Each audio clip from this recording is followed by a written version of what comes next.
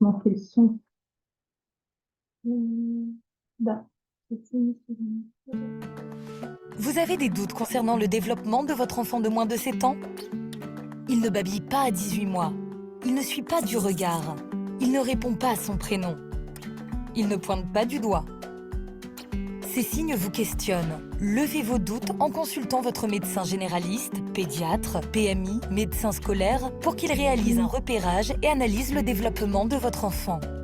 S'il constate un développement inhabituel, votre médecin pourra vous orienter vers un parcours d'intervention précoce pris en charge à 100%. Et ensuite, ce parcours est assuré par les professionnels de la plateforme de coordination.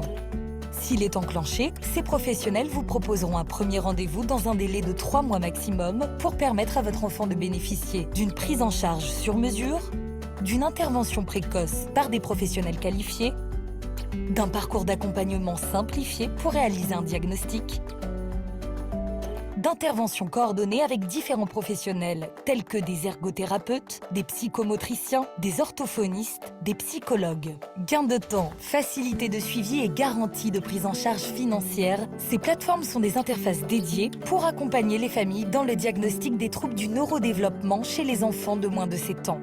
Présentes en Pays de la Loire depuis 2021, ces plateformes existent pour agir au plus tôt. Alors n'hésitez plus, consultez votre médecin dès les premiers signes d'alerte. Retrouvez les adresses des plateformes de coordination et d'orientation sur le site du CRA. Bonjour à tous, merci de nous avoir rejoints. Je me présente, je suis Julie Bellambert, je suis médecin psychiatre et médecin coordinateur du Centre Ressources Autisme. Depuis maintenant 2022, le CRA et l'URML proposent des webinaires autour du TND chez l'enfant. Et ces webinaires ont plusieurs objectifs, à savoir à la fois le repérage, en tout cas favoriser le repérage par les médecins de première ligne des enfants présentant un trouble du neurodéveloppement ou à risque de développer des symptômes de troubles du neurodéveloppement, d'approfondir les connaissances des médecins de première ligne également sur les particularités de l'ensemble des troubles du neurodéveloppement ou TND, de vous tenir informé des nouvelles informations dans les champs de l'ensemble des troubles du neurodéveloppement, parce que c'est un sujet très évolutif, donc c'est important de pouvoir réactualiser et continuer à avoir de la formation et de l'information. C'est aussi l'occasion, ces webinaires, de faciliter la compréhension des dispositifs qui existent et comment, en tant que médecin, on peut faciliter l'orientation à la fois pour ces enfants et pour les familles de façon générale. Aujourd'hui, pour ce 6e webinaire, puisqu'on a déjà eu d'autres à notre actif, nous avons proposé un sujet qui change ordinairement de ce qu'on propose, à savoir que c'est moins médical, mais plutôt une approche sur les orientations avec le scolaire.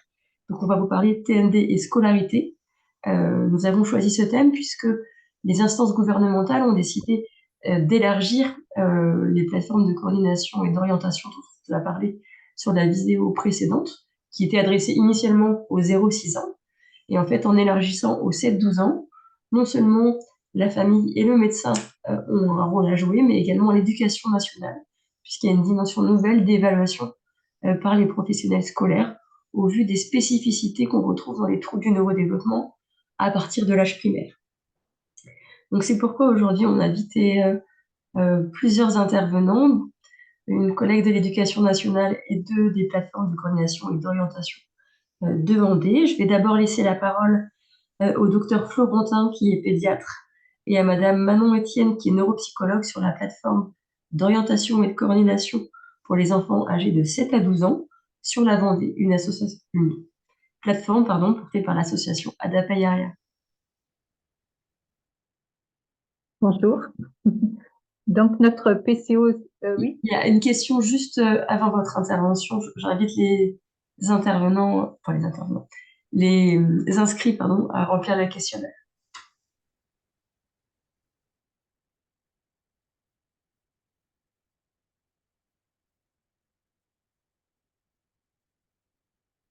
Donc, je commence. Allez-y.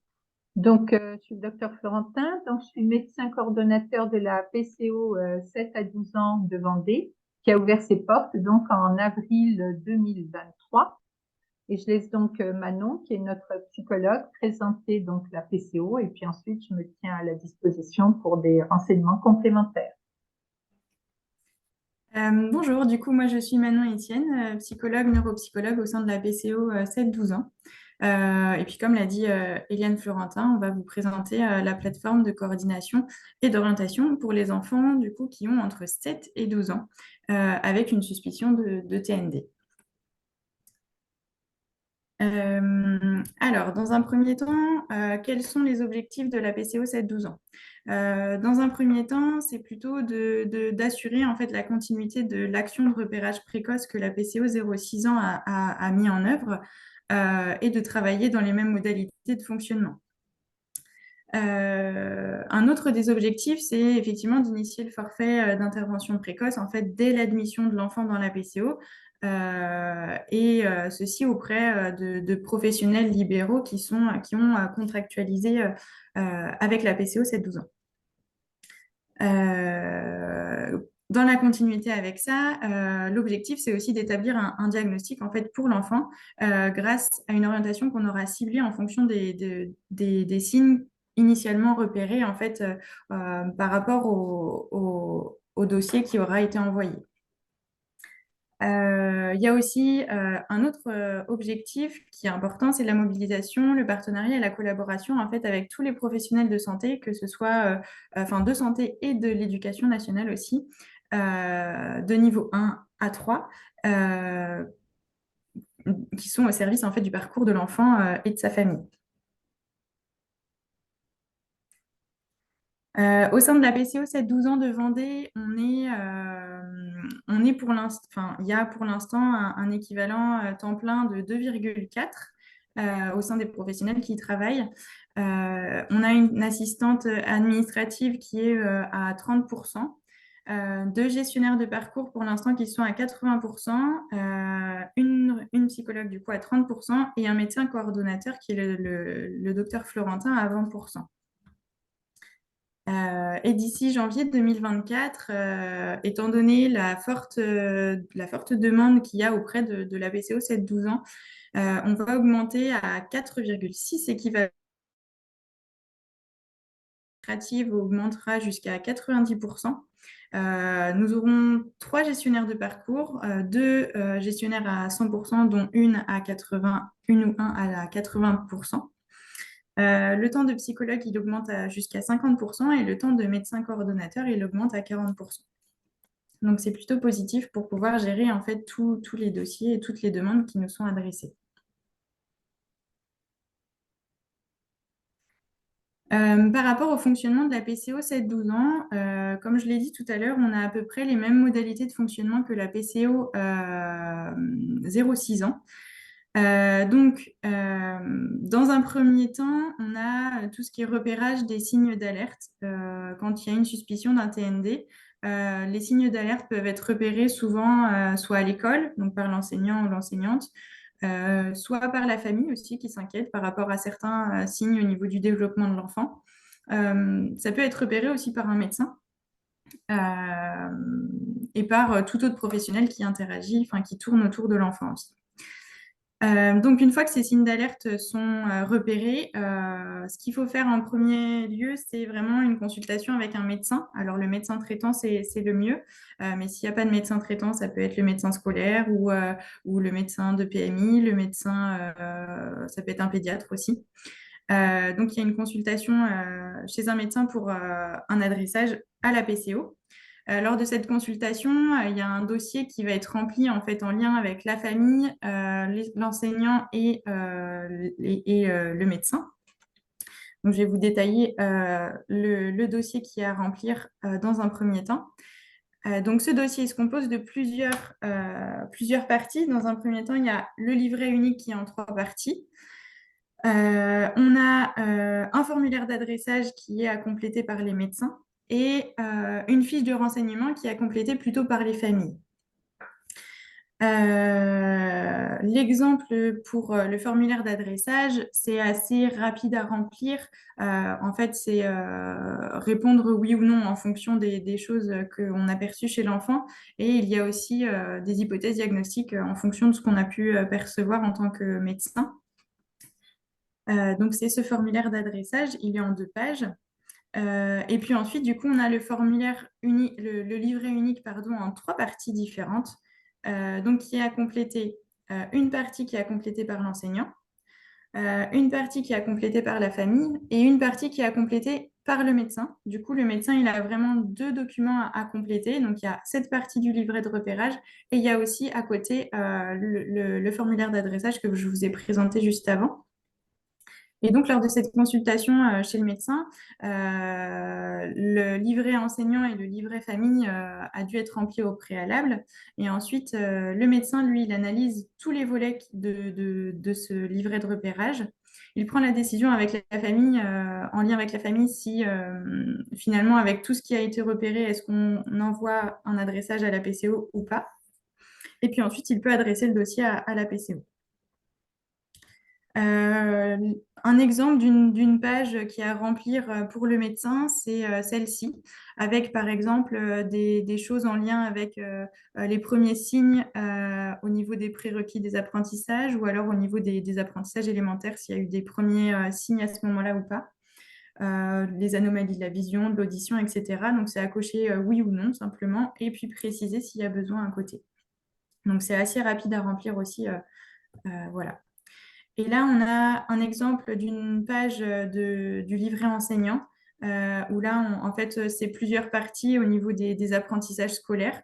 Il y a aussi des parties par rapport au comportement de l'enfant, aux règles sociales, etc. Et en fait, c'est pareil, c'est sous forme de cases à cocher en fonction du niveau, comment l'enfant a atteint le niveau ou pas dans les apprentissages. Donc voilà comment remplir le dossier PCO pendant cette consultation. Donc une fois que le dossier finalement il est rempli et qu'il est complet, il peut être adressé à la PCO. Ensuite, une fois que ce dossier il a été adressé à la PCO, il est transmis à une des gestionnaires de parcours qui ensuite contactera la famille, elle, pour un premier entretien téléphonique pour établir un petit peu l'anamnèse de l'enfant. Et suite à cet entretien téléphonique, il y a la commission d'admission qui est réalisée en général 15 jours après cet entretien. Dans cette commission d'admission, il y a le médecin coordonnateur, la neuropsychologue et les gestionnaires de parcours. Et tous ensemble, on évalue un petit peu le livret de repérage et on évalue en fonction s'il y a une admission ou pas. Ensuite, s'il y a admission, il y a un début des prises en charge auprès des professionnels qui ont contractualisé avec la PCO 7-12 ans. En même temps, on peut proposer aussi, en fonction de ce qui a été repéré, des exemples d'aménagements pédagogiques à mettre en place à l'école. Alors, en général, ces aménagements, ils doivent être quand même mis en place avant. Quand il y a en tout cas, quand on repère des signes d'alerte, normalement, les aménagements doivent être mis en place à ce moment-là par les enseignants. Et nous, voilà, on peut valoriser certains aménagements qui ont été mis en place en fonction du profil de l'enfant ou alors proposer d'autres adaptations. Et ces adaptations-là seront approfondies quand il y aura les bilans auprès des professionnels libéraux. Voilà. Ensuite, suite à l'admission de l'enfant et au premier bilan réalisé, aux premières prises en charge, 6 mois après, il y a un entretien, une synthèse en fait en visio avec la famille et les professionnels de santé qui sont impliqués autour de l'enfant. Normalement, le médecin traitant aussi est présent et il reçoit la famille à son cabinet pour faire cette visio avec la PCO et les autres professionnels de santé. À ce moment-là, on évalue en fait quel diagnostic peut être posé en fonction des bilans, quelle continuité on propose au parcours de l'enfant. Et si besoin d'un éclairage sur l'hypothèse diagnostique, on peut solliciter aussi les professionnels de 2e et 3e niveau, qui sont des niveaux experts en fonction des TND. Au cours de tout ça, il y a toujours une coordination et un lien avec l'école. Et en fait, la PCO, elle est vraiment un soutien et une aide à la pose du diagnostic de TND auprès du médecin traitant. Dans tout ça, il y a la réalisation d'un dossier MDPH s'il y a besoin. La PCO peut aussi être un soutien dans la réalisation de ce dossier-là. Et puis, il peut y avoir l'obtention d'une notification MDPH en fonction des besoins qui ont été demandés. Et ensuite, une fois qu'il y a cette notification MDPH, que l'enfant a tous les besoins, a tout ce qu'il lui faut en fait pour sortir du parcours, que voilà, le parcours a bien été coordonné et que il a par exemple une notification MDPH pour l'AEH pour faire continuer en psychométricité par exemple, eh bien, il peut sortir du parcours au bout d'un an. C'est renouvelable maximum une fois 6 mois. Voilà. Les premières données d'activité pour avoir un petit peu une première vue par rapport à la PCO qui a ouvert en avril 2023. Au 13 novembre de cette année, soit après 7 mois d'activité, on avait 182 contacts pour demande d'adressage avec des modalités de contact soit par mail ou par téléphone le plus souvent. Par courrier, c'est arrivé très peu de fois. Au niveau des médecins dresseurs, comme je le disais tout à l'heure, souvent c'est le médecin traitant, mais il arrive des fois que soit le médecin traitant, il n'y ait pas de médecin traitant par exemple, et du coup ça peut être le médecin scolaire, ou alors un pédiatre, ou le médecin de la PMI.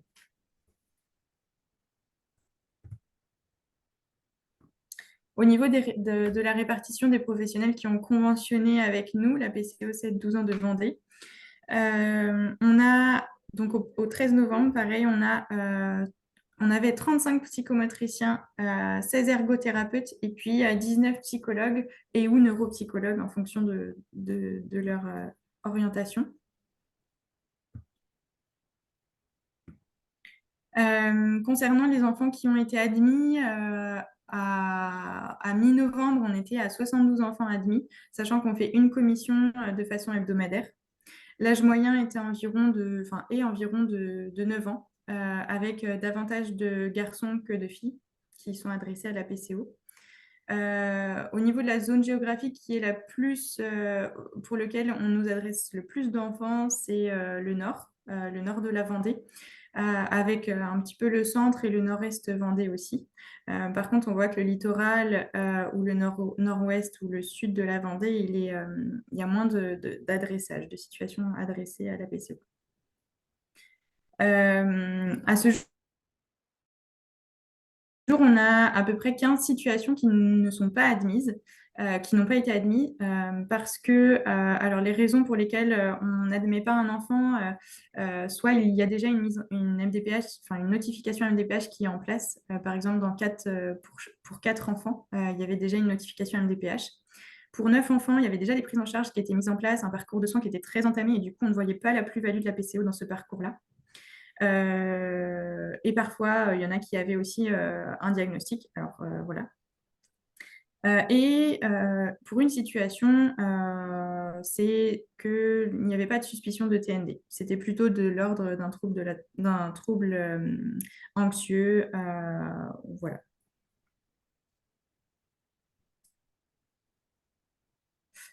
Voilà, je vous remercie de votre attention. C'était assez rapide, mais si vous avez des questions, on est présent à la fin du webinaire. Merci beaucoup en tout cas pour cette clarté sur votre fonctionnement et le rôle de la PCO 7-12. J'en profite pour rappeler que le chat est ouvert si vous avez des questions. Soit on peut y répondre en direct, soit justement ça nous permet de voir les thématiques qui seront abordées en fin de webinaire. Merci beaucoup en tout cas pour votre présentation. Je passe la parole au docteur Pilot. Bonjour. Alors, comme je ne suis pas très doué, je vais aller sur de quoi partager l'écran, si on me l'a donné, je pense. Pendant ce temps-là, les participants peuvent choisir leur département sur le questionnaire qui apparaît. Ah, voilà, c'est là. C'est pourquoi je ne vais pas partager.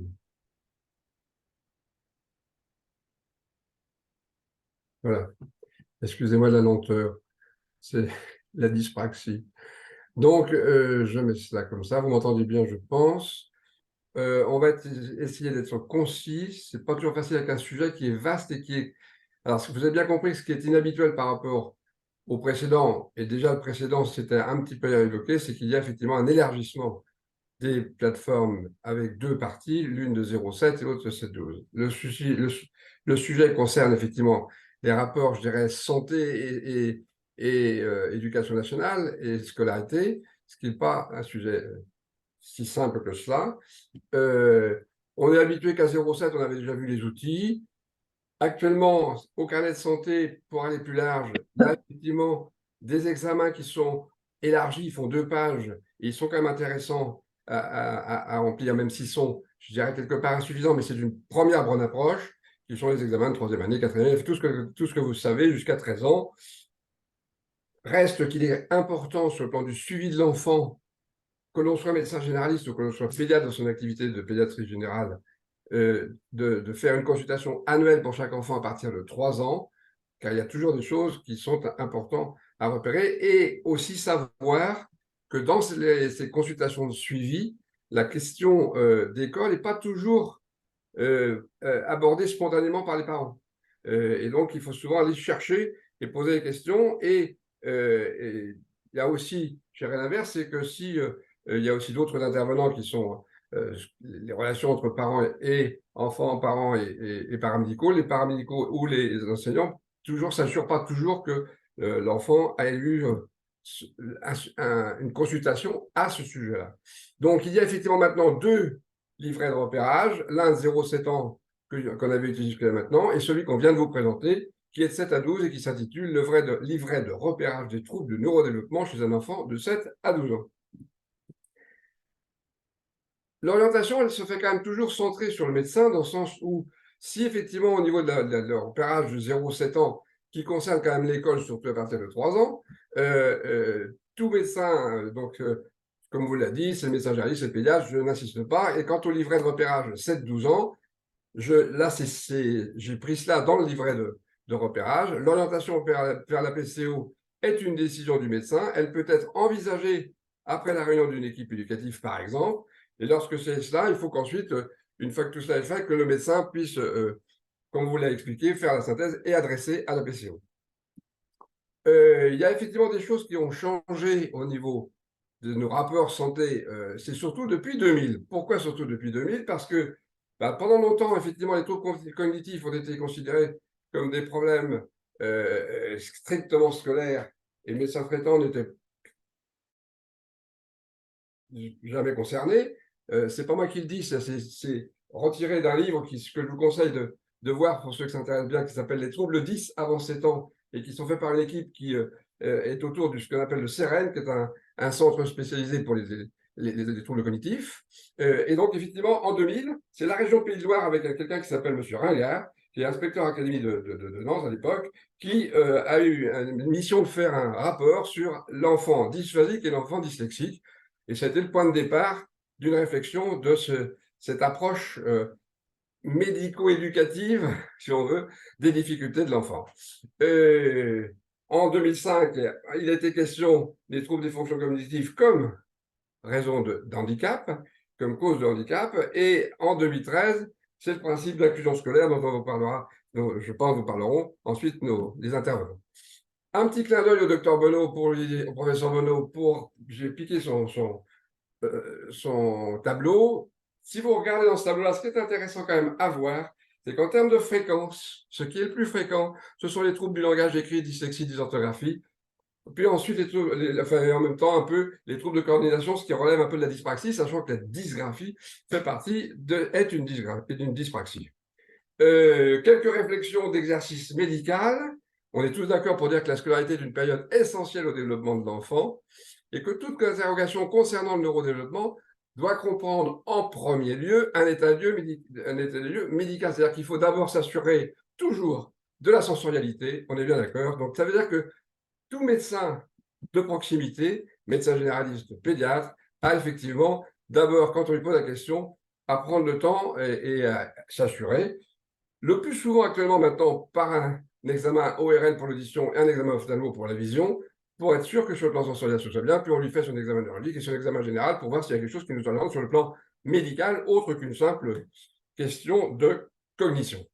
Donc voilà, et donc la réponse est importante, et c'est important de fonctionner ce pourquoi je suis ici par rapport à l'URML, c'est-à-dire qu'il y ait un travail de complémentarité médicale entre les médecins généralistes et les pédiatres pour pouvoir mieux appréhender et approcher cette question des troubles du neurodéveloppement chez l'enfant, et en particulier les troubles scolaires. Ça, c'est le tableau que vous connaissez de l'URML. Quelques questions. Ben, effectivement, ça repose sur l'écoute des parents, c'est essentiel. Souvent, les parents voient beaucoup de choses. L'une des questions qui est importante, c'est que certes, il faut essayer que les parents vous rapportent bien les faits. Ils ont souvent tendance à donner des impressions, des interprétations, mais ce qu'on veut, c'est les faits. Et dans ce sens-là, les résultats scolaires d'un enfant, c'est très intéressant parce qu'il y a des faits dedans. C'est-à-dire il se fait qu'il est meilleur en maths, meilleur en français, ou ni l'un ni l'autre. Enfin, bref, tout est élément, mais il faut que ce soit des faits. Et un enfant, eh bien, ça progresse. Donc, c'est nécessité d'un suivi.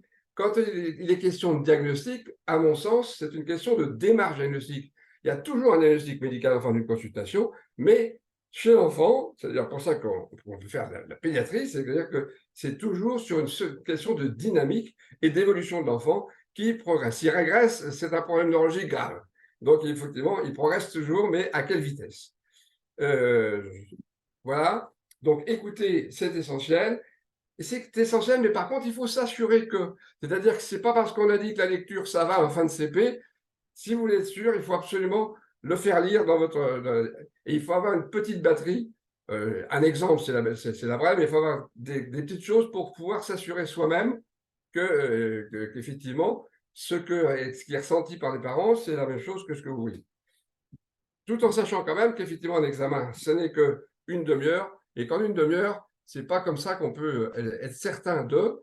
Il faut souvent revoir, parce que c'est pas parce que les parents disent quelque chose, on fait un examen, tout est bien, qu'on dit bah non, tout va bien. Ben, faut le revoir, parce que si les parents ont une question et l'école avec, eh bien, il faut pouvoir y répondre, et ça nécessite le plus souvent plusieurs consultations et d'avoir cette notion de suivi. Dernièrement, par rapport au webinaire d'aujourd'hui, eh bien, si je vous pose quelques questions, que doit savoir en priorité le médecin des structures scolaires de ses possibilités concernant l'enfant qui a des difficultés à l'école? Qu'est-ce que c'est que l'inclusion? Pour l'école, quelle est la place du médecin à ce sujet? Et est-ce qu'il y a des choses qui sont en gestation pour l'avenir, pour que ces choses, un sujet qui n'est pas facile, s'améliore? Merci. Je passe au suivant. Merci en tout cas pour cette clarté d'intervention. J'en profite pour faire une petite pub au niveau national. La stratégie nationale autisme et TND 2023-2027 est sortie la semaine dernière, qui justement confirme ce qu'on a déjà, enfin ce que vous venez de dire, et puis ce qu'on avait déjà mis en œuvre sur nos territoires pour aller encore plus loin. Par exemple, le carnet de santé va se voir évoluer à la suite là, de cette stratégie nationale pour être encore plus informative pour toutes les parties. Je vous propose de répondre à la question là sur les PCO, savoir est-ce que vous les connaissiez déjà. Et je vais inviter Madame Sophie Favot, qui est formatrice académique pour l'éducation nationale, école inclusive second degré, à nous parler des dispositifs scolaires qui sont parfois un peu nébuleux, à la fois quand on est médecin, psychiatre, psychologue, pour voilà, nous éclairer sur ce sujet, même si c'est un vaste sujet. Je vous laisse la parole. Oui, bonjour à tous. Vous m'entendez bien? Je suis accompagnée de Stéphane Gachet, qui est aussi enseignant spécialisé et qui est beaucoup plus au contact des enfants plus jeunes. Moi, je suis plutôt dans le second degré. Juste avant qu'on commence, je vous invite à vous rendre sur le WooClap. Je ne sais pas si vous voyez. Je sais pas si vous voyez bien. C'est un lien, c'est une petite question juste pour avoir dans l'idée. Donc, vous pouvez vous allez sur wooklab.com et puis vous tapez EHOSQHM. Et c'est simplement pour me permettre d'avoir un peu une notion, une visibilité de votre perception de ce que c'est que l'école inclusive, parce que je connais la perception de l'école inclusive chez les enseignants et pas forcément au niveau de vous.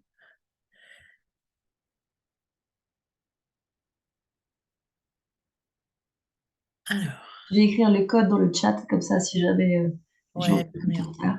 EHOS.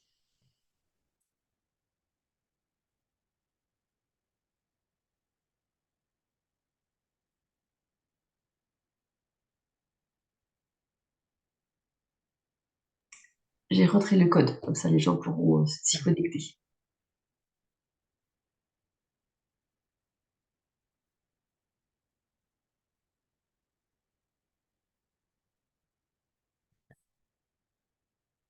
Je vous laisse encore un peu vous connecter, si vous y arrivez.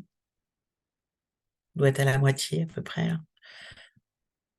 Et en fait, je vous spoil un petit peu. La question, c'est, voilà, en 3 mots, l'école inclusive, ben, c'est quoi? Qu'est-ce que vous mettez derrière? Je vais lancer la question.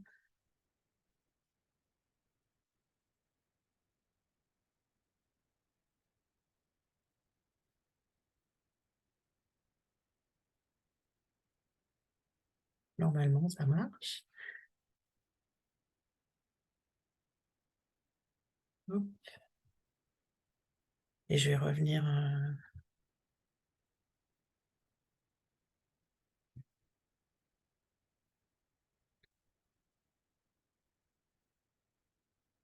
Est-ce que c'est comme le Oui, QR oui, oui, oui, ça arrive, ça arrive. C'est-à-dire que pour vous pas pouvez directement passer, sur le site? j'ai masqué. Donc ça arrive doucement là.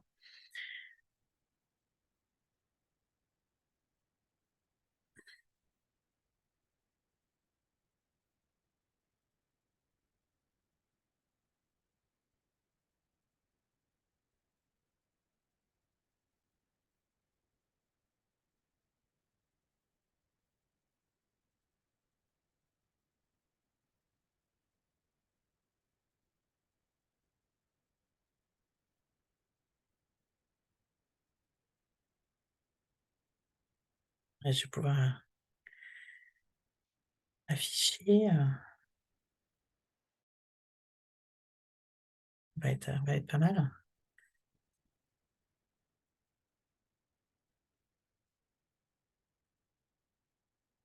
Bon, il y a Utopie Réalité.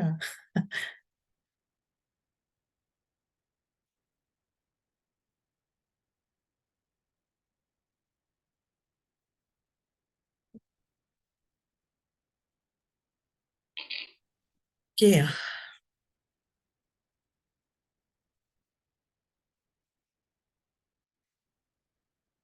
très bien.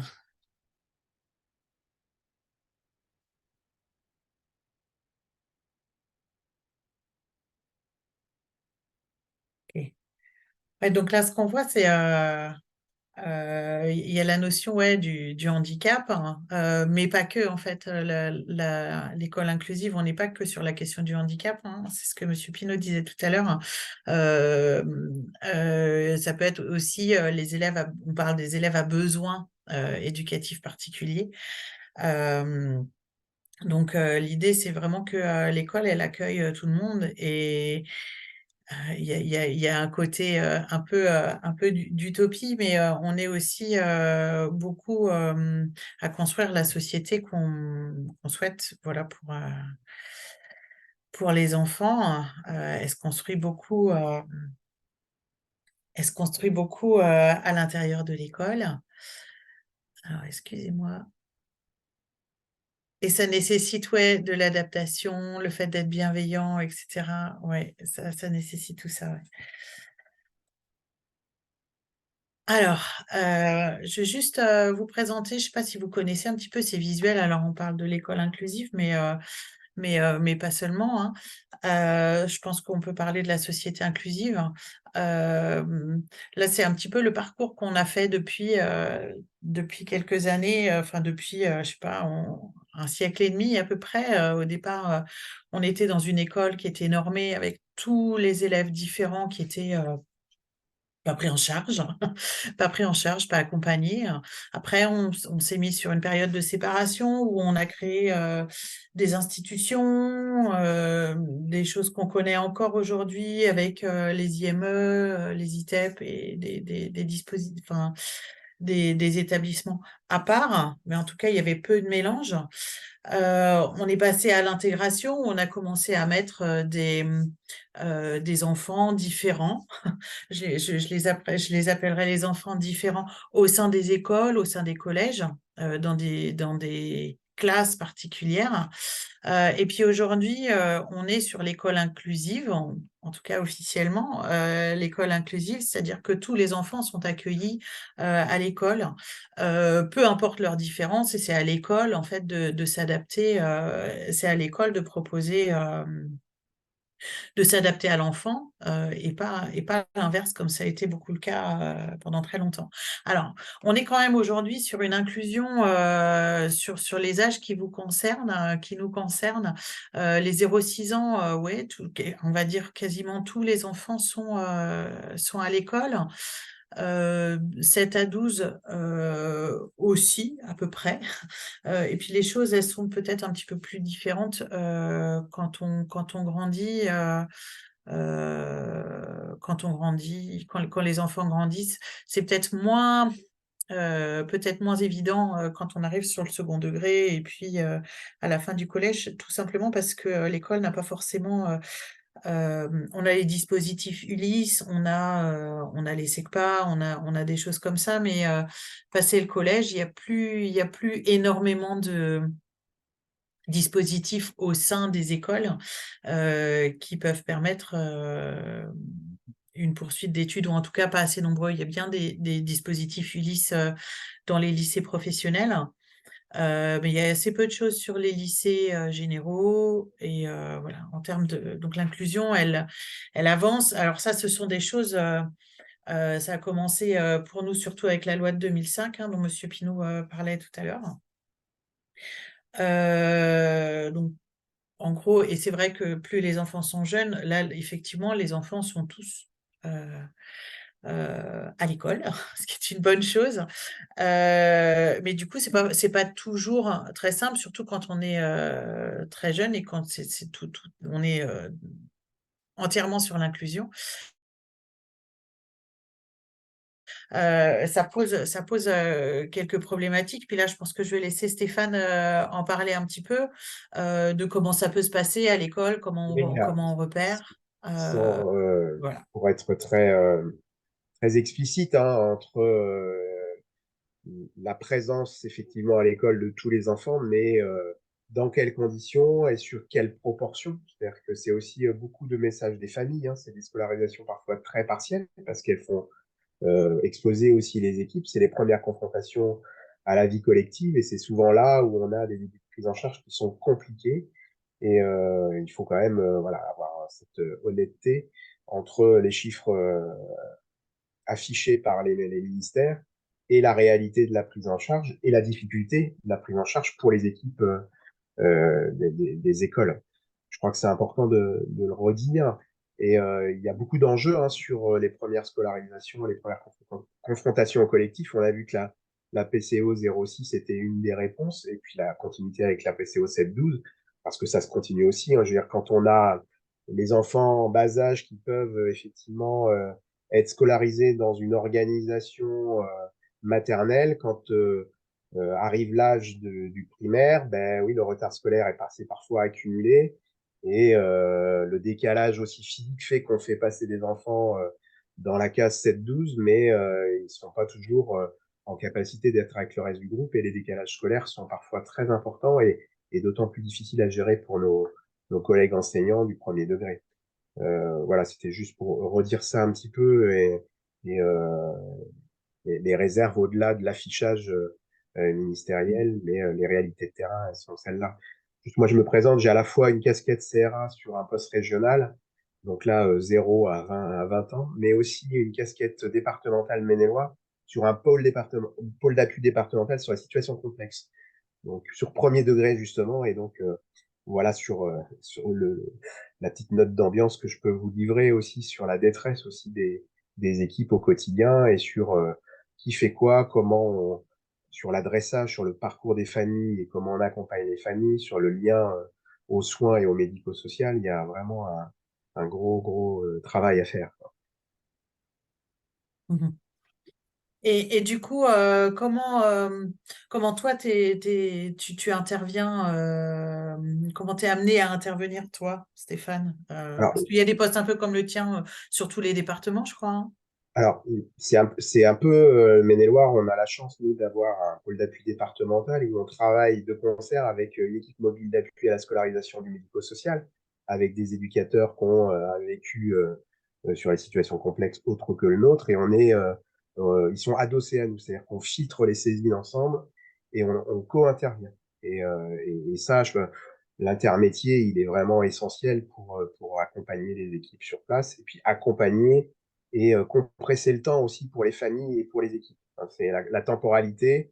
On voit qu'il faut à la fois prendre son temps et dans l'accompagnement des familles et le cheminement qu'est l'heure dans le deuil de l'enfant ordinaire, entre guillemets, et en même temps, il faut aller assez vite parce qu'on parle de prise en charge précoce sur les troubles neurodéveloppementaux. On sait qu'il y a aussi comme une course contre la montre et l'intérêt d'aller diagnostiquer assez vite pour qu'il y ait une prise en charge adaptée qui démarre le plus vite possible. Donc, on est pris dans ces différentes temporalités et puis tenir le coup dans sa classe aussi quand il n'y a rien de mis en place, qu'il n'y a pas de diagnostic engagé. Ben, on a des fois des loups qui viennent, bien malgré eux, compliquer la gestion du groupe. Quand on a 25 ou 30 élèves et qu'on a des loups comme on peut avoir, mais c'est compliqué au quotidien. Donc, on a vraiment là, et la PCO est une bonne réponse pour des enfants où il n'y a rien d'engagé. Ouais.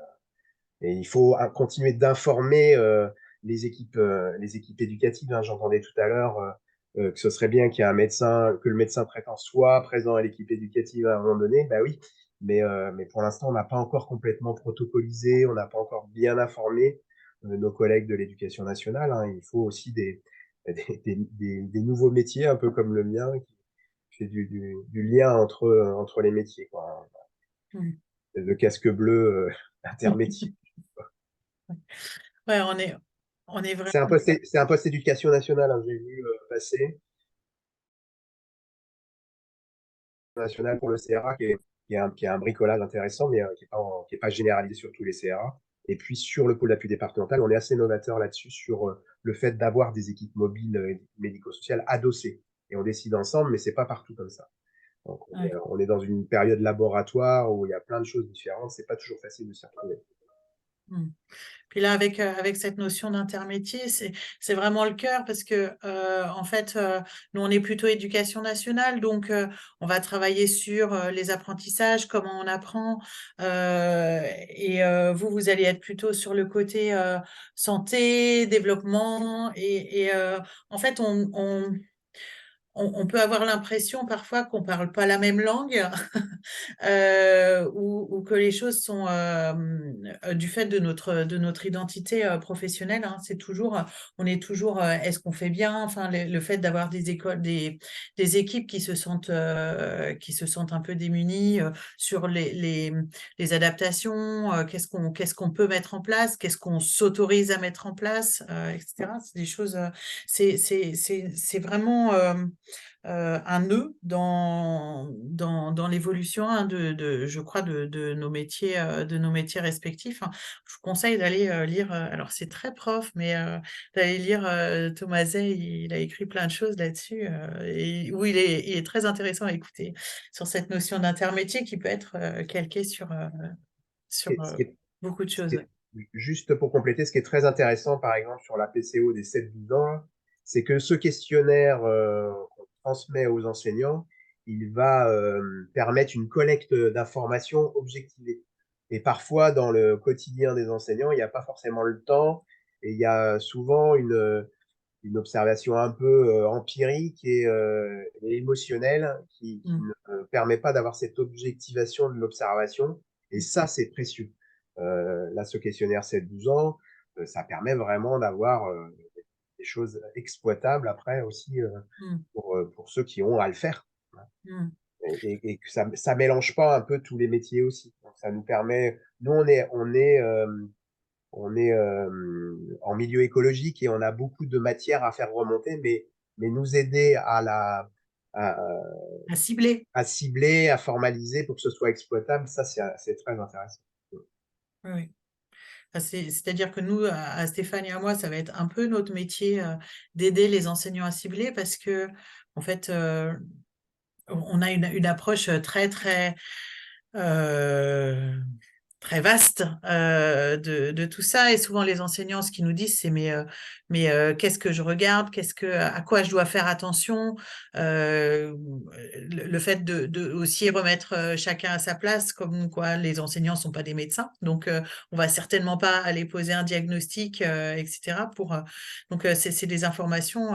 Et c'est vrai que le livret, là, que je ne connaissais pas, je connaissais pas ce livret-là, mais il est vraiment très, très intéressant parce qu'il permet voilà, d'être sur des critères très objectifs. Voilà. Vous connaissez sans doute ce qui fonctionne donc pour nous. Alors, j'imagine que vous en remplissez souvent des PAI, pour tout ce qui est santé, hein. Mais donc, sur les TND, c'est ce qu'on disait tout à l'heure. En fait, il y aurait 2 plans qui nécessitent un diagnostic. Ça va être le PAP, donc où on n'est pas où on va travailler sur des aménagements à mettre en place pour faciliter les apprentissages. Mais quand on n'est pas dans une situation de handicap, donc c'est quelque chose qui se met plutôt bien en place. Et puis après, vous avez aussi tout ce qui est avec la MDPH ou la MDA ou Sarthe Autonomie selon là où vous êtes, où là on est sur une question de handicap et qui nécessite effectivement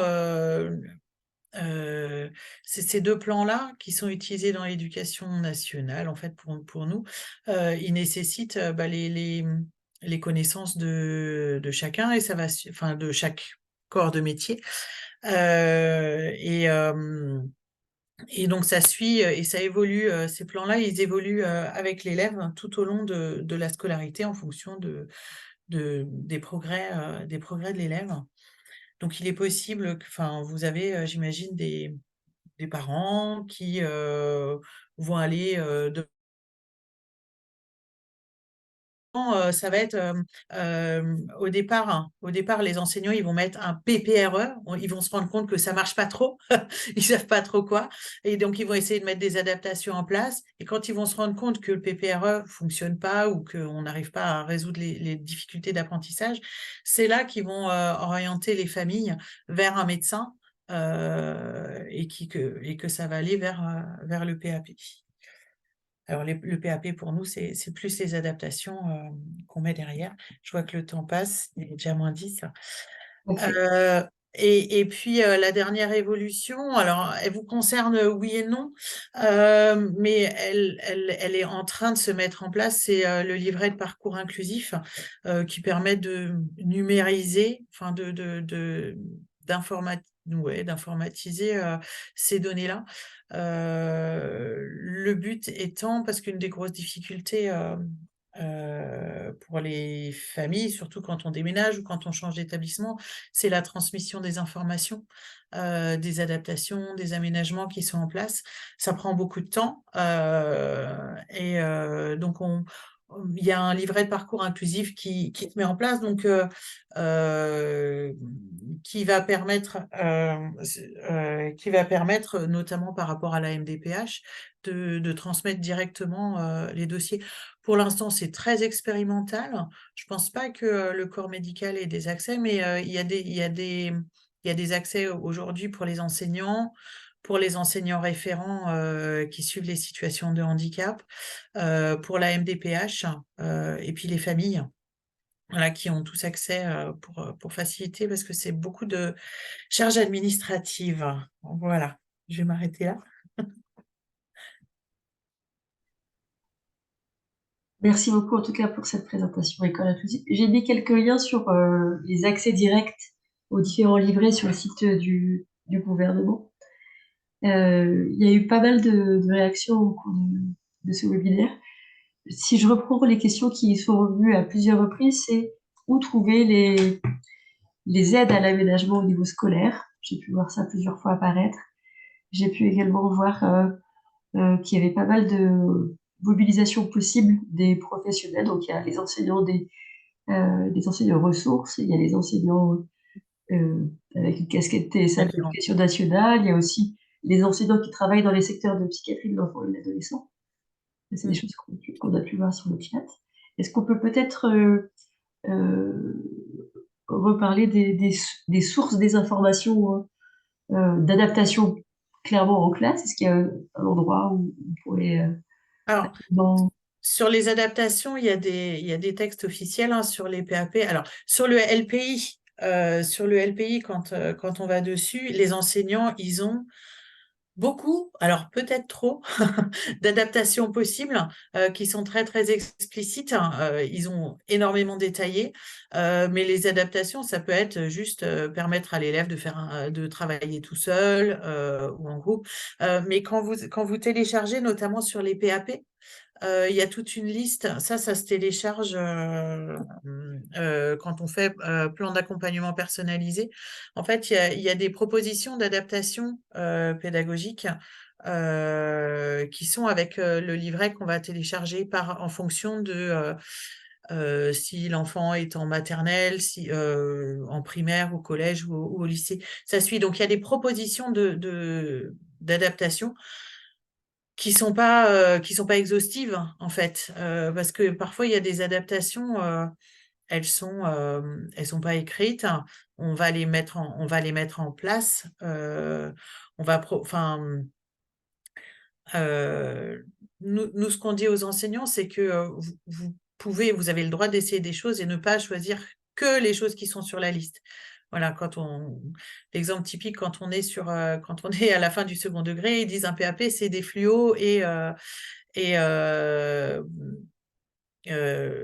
ouais, enfin, c'est l'usage du surligneur, mais il n'y a pas que ça, en fait. Il y a beaucoup d'autres propositions, raccourcir les textes, le fait de proposer pour les enfants plus jeunes, ça va être plutôt des aménagements autour de l'espace, le fait de proposer des versions audio aussi. Ça pose la question de l'accessibilité, c'est-à-dire que pour un enfant qui va être en primaire, qui n'a pas encore accès à la lecture, peut-être que l'accès par l'écoute va lui permettre d'accéder aux notions qui sont importantes. Voilà, enfin, il y a pas mal de listes, le fait d'être secrétaire, etc. Ouais, le réseau Canopé propose beaucoup de choses Me permets sur Cap juste de École dire, mais Inclusive, tout ça. par expérience de ce que j'ai vu avec un certain nombre de dossiers, le PAP, c'est quand même un outil très intéressant. Très intéressant parce que ce listing est quand même très complet et même très souvent, les enseignants font déjà ce qu'il y a. Oui. Et ce que je peux leur reprocher en tant d'être personne extérieure, c'est qu'ils l'utilisent justement pas, même comme outil au départ. Parce que j'ai essayé de lire un peu ce qui était dit sur le PAP par rapport à la présentation gouvernementale. C'est d'abord un outil. Oui, oui. Pour être un contrat, c'est d'abord un outil. Et effectivement, cet outil, il est quand même très au point, rien à voir pour moi avec le PPRE, qui devrait, à mon avis, plus exister. Le PAP est vraiment concret. Et on peut s'appuyer dessus. Et les familles, tout le monde peut. C'est un discours assez clair.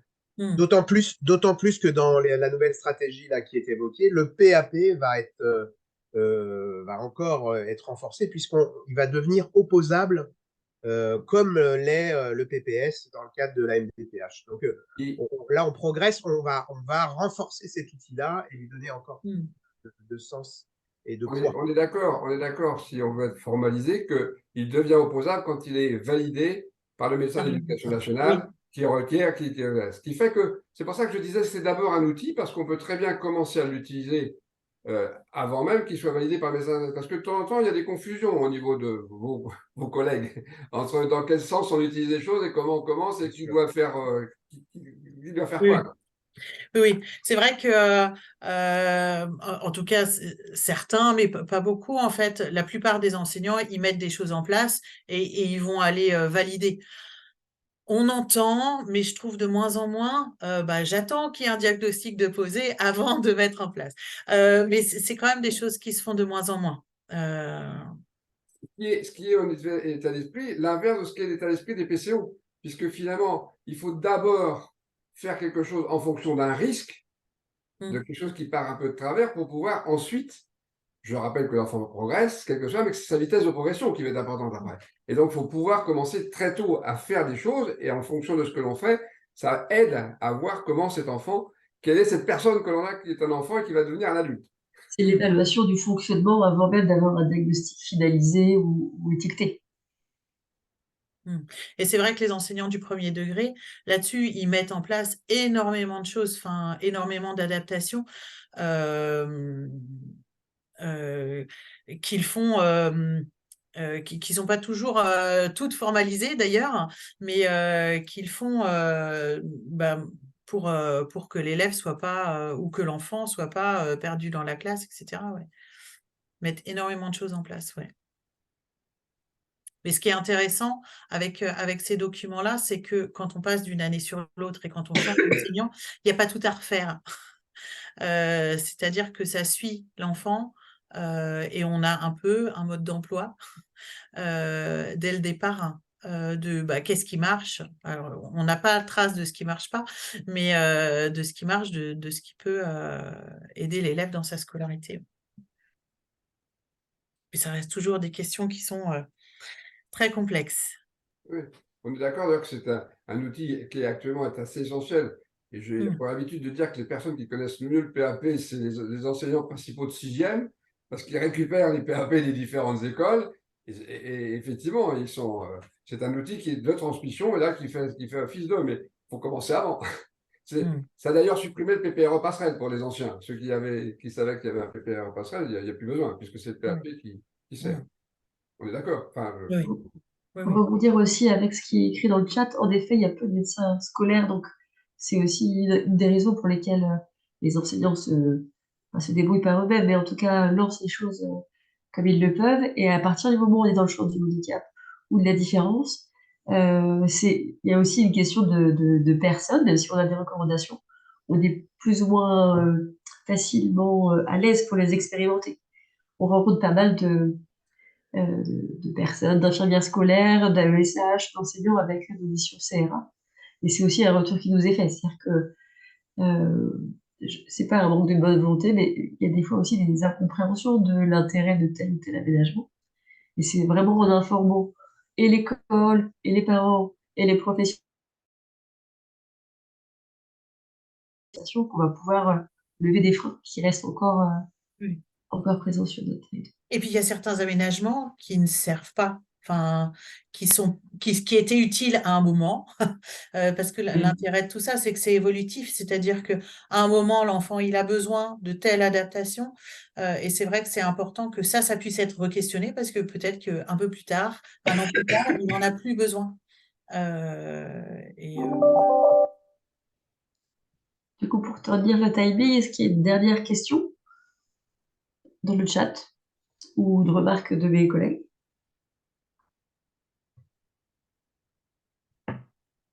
Je ne vois pas de nouveaux messages apparaître. Je vous remercie en tout cas à tous de votre participation à cette session de webinaire qui sera retransmise sur le site internet du Centre Ressources Autisme des Pays de la Loire. Je tiens à vous dire que la prochaine session sera sur des troubles de l'attention au premier trimestre 2024. Je vous souhaite une bonne fin d'année finalement. Et au nom du CRA, de l'URML et des personnes invitées et ayant parlé aujourd'hui, je vous remercie de votre attention.